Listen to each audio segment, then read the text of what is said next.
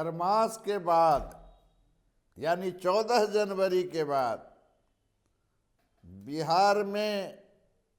बिहार के दो शीर्षस्थ नेताओं की बिहार में राजनीतिक यात्रा की शुरुआत होने जा रही है। बात अगर पहले यात्रा की करें तो मुख्यमंत्री नीतीश कुमार मुख्यमंत्री बनने के बाद फिर से एक बार यात्रा की राजनीति में कूदने वाले हैं। वो बताना चाहेंगे कि मैं स्वस्थ हूं, मस्त हूं, व्यस्त हूं। नमस्कार, आप देखना शुरू कर चुके हैं स्टार टीवी बिहार। मैं हूं संजय वर्मा। खरमास के बाद जो राजनीतिक यात्राएं होनी है, बहुत उसकी चर्चा अभी से ही होने लगी है कि जब चुनाव जीत लिया नीतीश कुमार ने, विपक्ष को करारी हार मिली, तो फिर ये नीतीश कुमार को ये ठंड में फिर से यात्रा करने की आवश्यकता क्यों पड़ी। दरअसल नीतीश कुमार चाणक्य माने जाते हैं। राजनीति के वो चाणक्य जिसको किसी ने आज तक शिकस्त नहीं दिया और बिहार में पिछले 20 वर्षों से लगातार मुख्यमंत्री बनकर Guinness book of world record में नाम तक दर्ज करा चुके हैं। तो आखिर नीतीश कुमार यात्रा के जरिए करना क्या चाह रहे हैं? तो यात्रा तो उनका राजनीति के जीवन में चोली दामन का साथ है। उन दोनों के साथ उन्होंने जब समता पार्टी बनाई थी तो न्याय यात्रा किया था। उस न्याय यात्रा के बाद पता नहीं कितने यात्रा किए, प्रगति यात्रा किया या जो कुछ भी किया, यात्राओं से उनका बहुत ही गहरा संबंध है। अब बात यात्रा के प्रयोजन पर करें तो बिहार एक नई करवट ले रही है। एक अलग तरह की ऊंचाइयों को छूने की कोशिश में है। विकसित बिहार बनाने की बात की जा रही है। बिहार को औद्योगिक हब बनाने की बात की जा रही है, क्योंकि ये नया बिहार बनना है। अगर पिछले 20 वर्षों के नीतीश के कार्यकाल को गौर से देखें तो जो कहा जाता था कि जो 20 साल में नहीं हुआ वो अब क्या होगा। तो 2025 के चुनाव से पहले नीतीश ने जो वायदे किए, उन वायदों को समयबद्ध तरीके से नीतीश कुमार बिहार में जमीन पर उतारना चाहते हैं।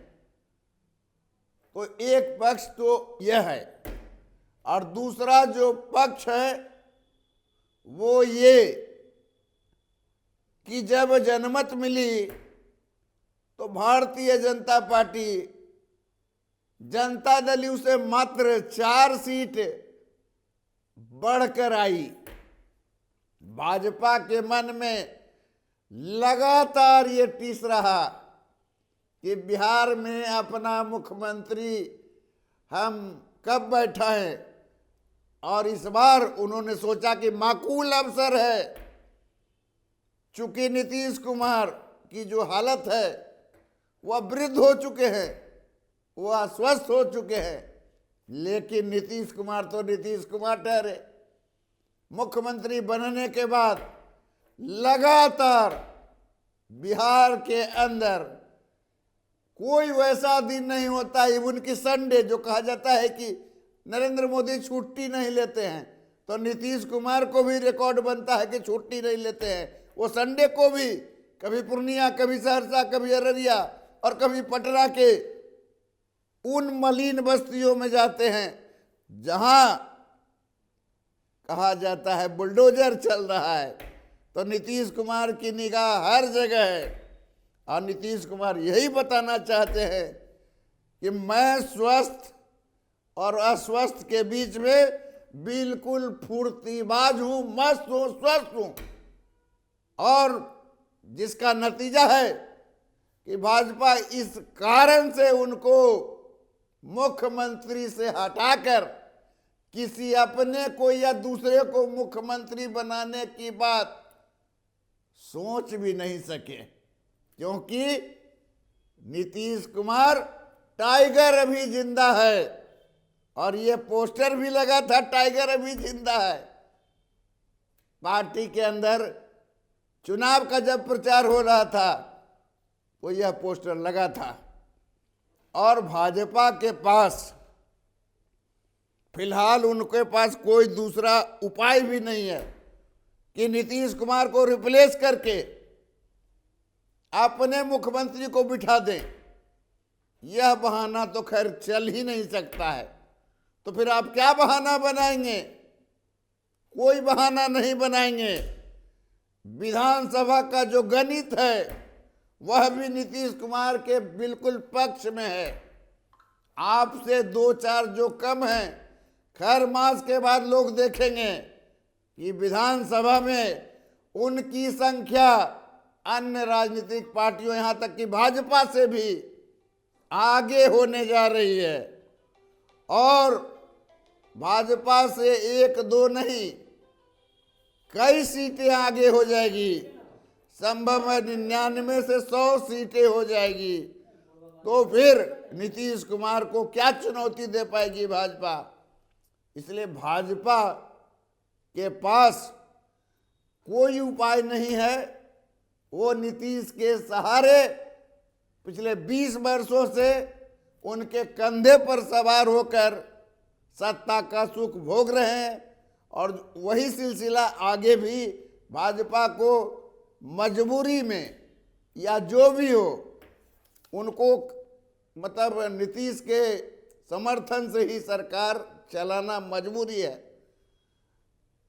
दही चूड़ा के बाद जो दूसरी बिहार की यात्रा होनी है वो है नेता प्रतिपक्ष तेजस्वी यादव, जो लंबे अंतराल तक बिहार से गायब थे।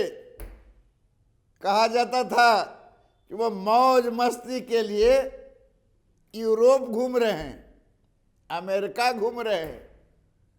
खैर जो भी घूम रहे हैं, लेकिन तेजस्वी यादव अब नए साल में क्रिसमस, 1 जनवरी सब कुछ मना करके अब दही चूड़ा के समय में पटना आ रहे हैं। और वो भी बिहार का दौरा करेंगे। उनके दौरे का राजनीतिक मतलब यह है कि जो चुनाव में जो उन्होंने सपना संजोया था, जो उन्होंने दावा किया था कि इतने तारीख को मैं मुख्यमंत्री का शपथ लूंगा, वो तो होने से रहा। लेकिन अब जब उनके कार्यकर्ता, मतदाता, प्रशंसक निराश हैं, हताश हैं, बदहवास हैं, तो इन परिस्थितियों से निकालने के लिए तेजस्वी यादव भी खरमास के बाद बिहार में राजनीतिक यात्रा पर निकलेंगे और अपने जो कार्यकर्ता हैं उनको चार्ज करेंगे। चार्ज इस मायने में कि आप फिर से अपने पुराने वोल्टेज में आइए और राजद के जो झंडे हैं उसको बुलंद कीजिए। और फिर आपके क्षेत्र में या कहीं भी किसी भी प्रकार से सरकार की लापरवाही दिखती हो तो फिर उसके विरुद्ध राजद चुपचाप नहीं बैठेगी, आवाज लगा के और सरकार को बेचैन कर देगी। तो आप देखते रहिए स्टार टीवी बिहार। बहुत बहुत धन्यवाद। चैनल को आपने सब्सक्राइब नहीं किया तो सब्सक्राइब कर लें। और अगर ये वीडियो अच्छा लगता है तो आप लाइक करें, कमेंट करें। Thank you.